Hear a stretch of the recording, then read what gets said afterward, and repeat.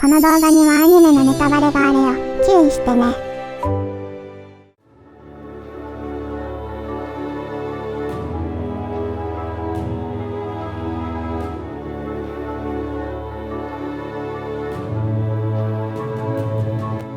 こんにちは、チロルです。このチャンネルはどんなアニメからも得られる学びがあるをテーマに、アニメと海外の反応と哲学を融合させたチャンネルです。アリストテレスは、物語は歴史上の事実よりも普遍的な真理を教えてくれると言いました。一緒に人生の哲学的ヒントを学んでいきましょう。それでは最後までゆっくりしていってね。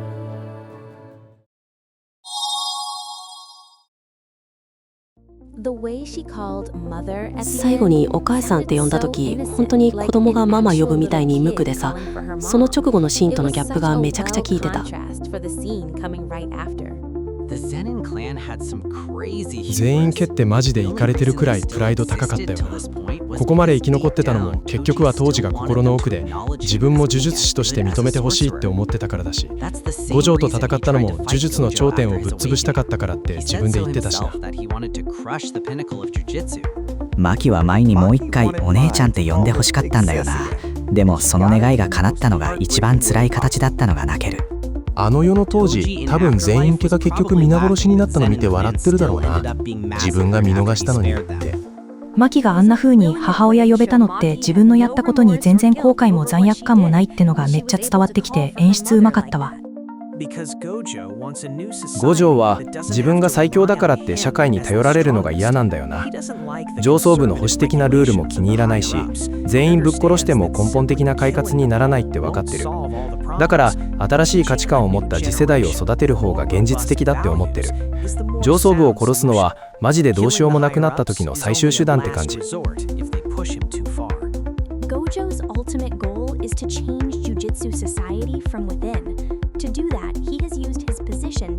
五条の本当の目的は呪術界を中から変えることなんだよね。そのために呪術校で若い世代を育てて、いつか保守派を追い出して自分が望む文化を作ってほしいって思ってる。上層部を殺しても一時的な効果しかないし、自分がいなくなった後に続かない。だからこそ長く続く文化の変化を根付かせようとしてるんだ。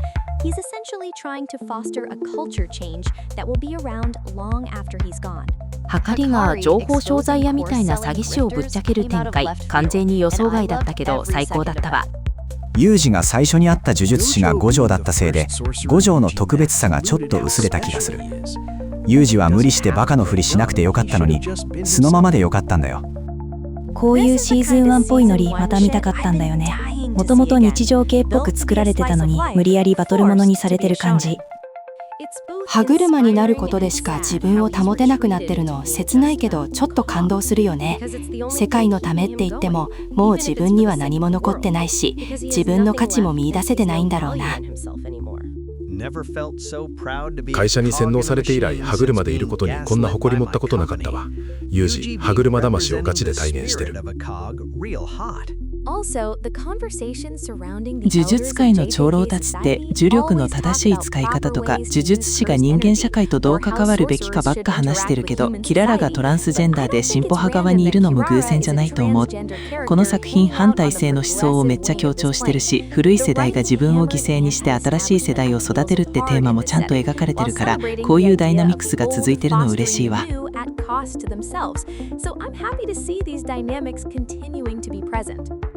このアニメ始まってから上層部のことをよく言う人マジで一人もいないよな。理由も納得だし、主人公たちが反逆してくれて世界は助かってるわ。保守派はスタンド使いはお断りってことかな。ねえもちもち、死滅回遊ってさ、怖いよね。突然戦わないといけないとか。ほんとだよね。しかもさ、賢弱が勝手に決めたルールでしょ。同意した覚えないんだけどって言いたいよね。ゲームのチュートリアルが地獄だよね。カシモは楽しんでる感じだったから不気味だったよね。ふむ。うわ、また急に誰か来た。うわ、ヒゲがすごいよ。時代劇みたいだね。私はトーマス・ホッブズ。17世紀イングランドの哲学者だ。ホップさんようこそ。ホップズさんね。17世紀みたいな遠いところからわざわざなんで来てくれたの？君たちが面白い話をしているからだ。それに死滅回遊は私がリヴァイアさんで書いた自然状態そのものでね、見過ごせなかった。自然状態って何？野生的ってこと？法も秩序もない状態のことだ。そこでは人間は万人の万人に対する闘争を繰り広げる。要するに全員が全員の敵になる。だから死滅回遊って言うんだね。そうだ。でもさ、呪術界にはルールがあったよね。呪術高専とか上層部とか。あったな。過去形だ。賢弱が渋谷事変で既存の秩序を壊した瞬間、呪術界は自然状態に戻った。そして今度は死滅回遊という新しいルールを一方的に押し付けた。でもルールがあるならいいんじゃないの？そのルール、誰が作った？賢弱が勝手に。誰も同意していないルールはルールではなく暴力だ。じゃあ死滅回遊で戦ってる人たちは全員悪いの？悪くない。自然状態に善悪はない。法がない場所に正義も不正義もない。あるのは生存本能だけだ。じゃあカシモが人を殺しても悪くないの？自然状態においてはそうだ。人を殺すのは悪いことだよ。なぜそう思う？だってみんなそう言うし。みんなとは誰だ？法と秩序がある社会で育った人々だろ。死滅回遊の中にそのみんなが作った法は存在しない。でも虎杖たちは人を助けようとしてるよ。それも生存反応なの？そこが面白い。虎杖友人は自分の命を危険にさらしてまで他者を救おうとしている。自然状態の論理から言えば合理的ではない。彼は自然状態の中で自分なりの秩序を作ろうとしている。それは法ではなく彼自身の意志によるものだ。でも一人じゃ無理だよね。カシモみたいに強い人がいっぱいいるし。伏黒、パンガ、ハカリ、キララ。彼らは伏黒積み木を救うことと五条悟解放のために共に戦うことを選んだ。それが社会契約なんだね。正解だ。死滅回遊という自然状態の中で小さな社会契約を結んだのだ。じゃあカシモは？社会契約を結ばずただ自分の力を信じて戦う。それは彼の自由だ。なんか孤独だね。孤独だ。自然状態とはそういうものだ。孤独で貧しく不潔で残忍で短い。いいこと一つもないね。そうだ。だからこそ人間は社会契約を結び、リヴァイアさん、つまり強力な国家を作る必要があるのだ。リヴァイアさんって何？聖書に出てくる巨大な海の怪物だ。うわ、怖いね。国家というのは怖いものだからな。人々が自分の権利の一部を国家に譲渡し、その代わりに国家が秩序と安全を保障する。これが社会契約の本質だ。じゃあね、呪術高専とか上層部がリヴァイアさんだったってこと？そうだ。だが腐敗していた。自分たちの利益のために動き、真に人々を守ることはなかった。じゃあさ、賢弱が作った死滅回遊も新しいリヴァイアさんじゃないの？鋭い。だが違う。リヴァイアさんは人々の同意によって成立する。死滅回遊は一方的に押し付けられたものだ。これはリヴァイアさんではなく暴君だ。じゃあ虎杖たちは暴君を倒そうとしてるんだね。そうだ。だが問題がある。問題？暴君を倒した後、誰が新しい秩序を作るのか。誰も作らなければまた自然状態に戻る。また殺し合いになるってこと？そうだ。だから虎杖たちは戦うだけでなく、新しい秩序を作る準備もしなければならない。戦いながら政治もするの？忙しいな。指導者とはそういうものだ。五条先生が封印されたことって本当に大きなことだったんだね。極めて重要だ。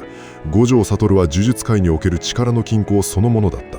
彼一人の存在が呪霊たちを抑止していた。私の理論ではリヴァイアさんは恐怖によって秩序を維持せる。五条悟は呪霊たちにとっての恐怖だった。彼がいる限り大規模な攻撃は仕掛けられなかった。封印された瞬間、その恐怖が消えたんだね。そうだ。だがこれが根本的な問題でもある。一人の人間に依存した秩序はその人間がいなくなれば崩壊する。じゃあ五条先生を助けたら解決するね。一時的にはな。だがもし五条悟が死んだら、もし彼が裏切ったら。五条先生は裏切らないよ。可能性の話だ。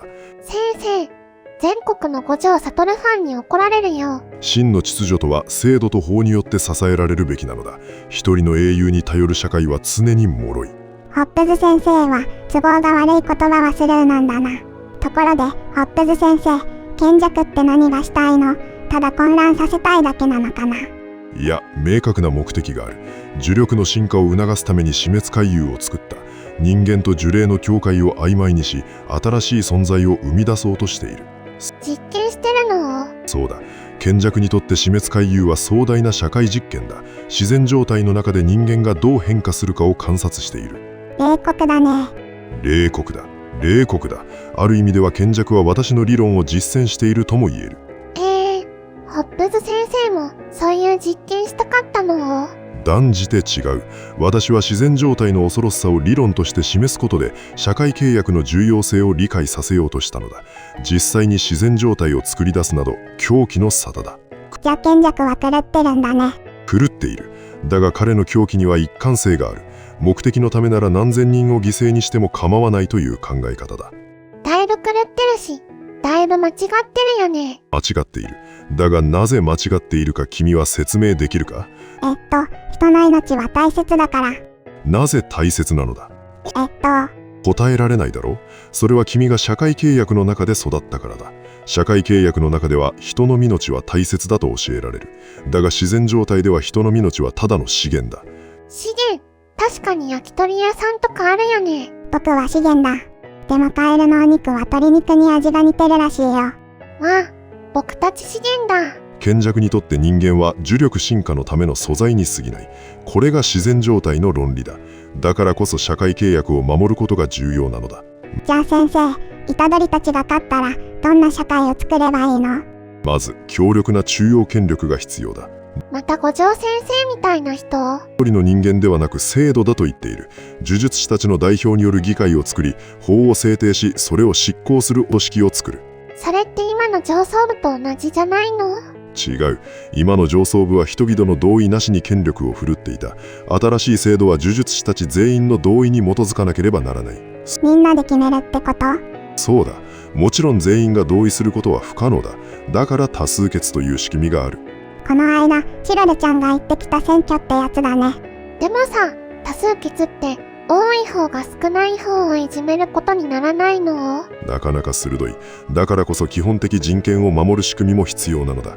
生きる権利、自由に考える権利、不当に扱われない権利、これらは多数決でも奪われてはならない。それって今の民主主義国家のことだね。その通り。私の理論は現代民主主義の基礎となっている。先生すごいね。じゃあ王政とか反対だったんだね。王政を支持していたのだがね。先生、言ってることとやってること違くない？時代というものがある。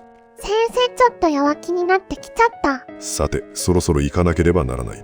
最後に一つだけ言っておこう。私はイングランド内戦の中でリヴァイアさんを書いた。戦争を目の当たりにしたからこそ平和の尊さが分かった。君たちも呪術廻戦を見て何か感じてくれれば十分だ。感じたよ。お腹減った。まあ、生存本能は大切だ。では、さらばだ。なんかすごい先生だったね。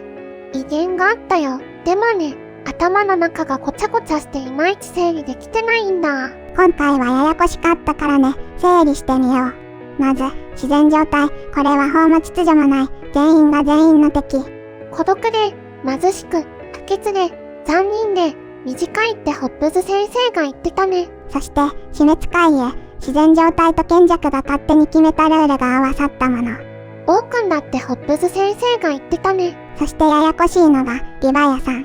ホップズ先生は海の怪物と契約するんだって言ってたね。強大な力を持つ国家権力を怪物に例えていたね。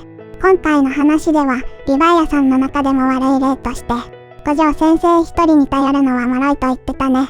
だから多数決で議会で決めるんだ。そう、それが民主主義の基礎となったって話だったよね。基本的人権があると名もいいとも言ってたね。それがあるのが今の僕たちの民主主義国家だね。なるほど、こうやって書き出すと頭の中の整理ができたよ。虎杖たちはこの死滅回遊からリヴァイアさんを勝ち取ることができるのか。でも五条先生が戻ってきても、不安定なリヴァイアさんであることに変わりはないってことなんだよね。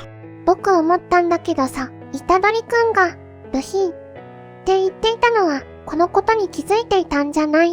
五条先生一人に全てを担わせるもろさを感じていたかもね。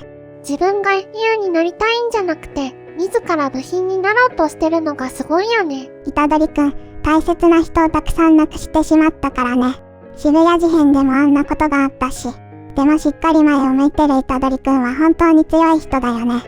応援したくなるよね。ところでさ、僕、お腹空きすぎてぺったんこのカエルになりそうなんだけど。もちもちの生存に関わる危機だからご飯食べようか。わーい。トマス・ホッブズ、17世紀イングランドの哲学者。彼は王政を支持していました。社会契約説を唱えた彼が、なぜ王政を支持していたのでしょうか。